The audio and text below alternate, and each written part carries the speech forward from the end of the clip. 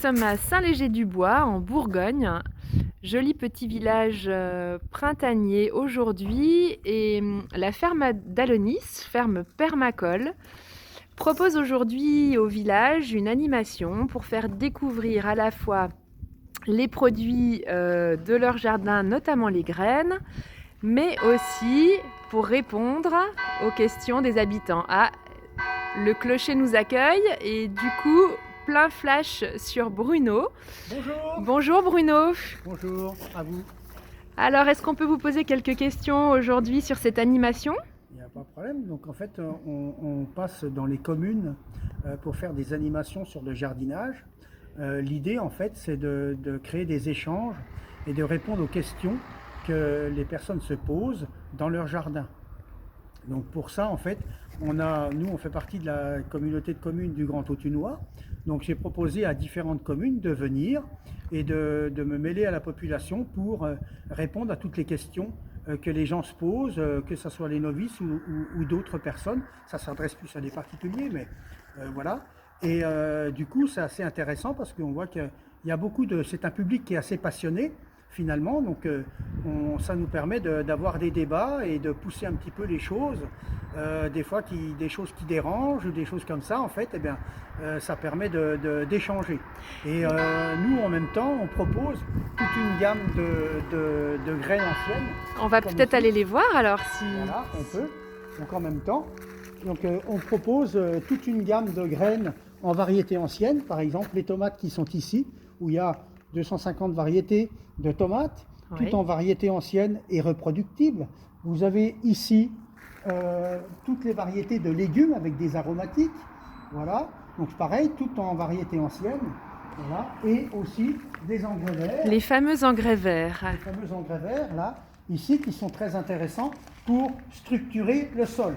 Donc vous avez un engrais vert de printemps, par exemple, voilà, ici, voilà. Vous avez un engrais vert d'été qu'on a appelé champêtre.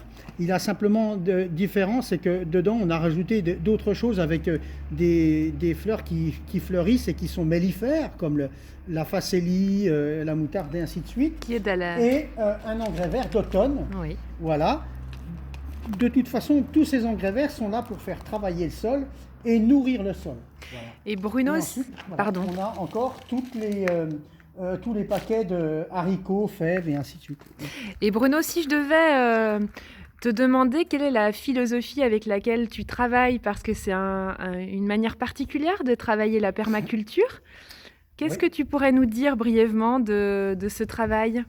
En fait, la permaculture, en fait, c'est quelque chose, en fait, c'est prendre soin du sol et prendre soin de tout ce qui nous entoure. C'est une pratique culturelle qui est un petit peu différente, avec une façon de faire différente.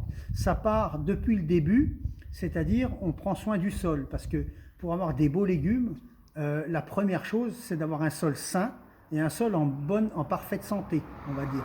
Si on a un sol en parfaite santé, derrière, on pourra avoir beaucoup plus facilement des légumes en parfaite santé. C'est un peu comme nous, si on a un capital à l'intérieur de nous avec une résistance immunitaire très importante, eh bien, ça sera beaucoup plus facile pour nous de résister à différentes maladies, alors que si on part avec un handicap de départ, c'est plus compliqué. Donc, l'idée, en fait, c'est de prendre soin de son sol, et quand on part d'un sol quelconque, donc si c'est un bon sol, ben, tant mieux pour nous, mais si on part d'un sol qui est un petit peu abîmé, eh bien, il y a différentes pratiques culturelles que l'on va mettre en place pour amener le sol avec une santé parfaite. Voilà, dont les engrais verts en font partie, par exemple. Et ensuite, une fois qu'on a pris soin de son sol, qu'on a pris conscience de son sol, on va pouvoir travailler sur des variétés anciennes, sur des choses comme ça. Et ensuite, sur, je dirais, il y a quelque chose qui est très important aussi, c'est la conscience qu'on a quand on va dans son jardin, c'est-à-dire souvent quand on va dans son jardin, c'est parce qu'on en a envie.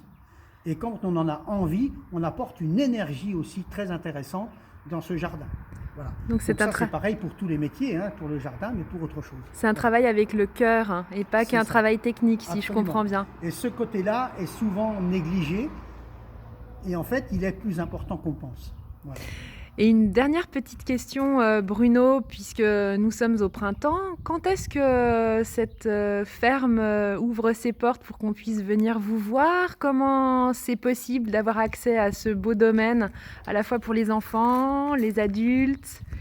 Alors là, on est en 2021 et les horaires d'ouverture du jardin seront les mercredis et les samedis. Voilà, de 10 heures à 18 heures. Voilà. Vous pouvez aussi venir sur rendez-vous. Dans ce cas-là, il faut appeler. Vous allez pouvoir aller sur le site alonis.com. Voilà.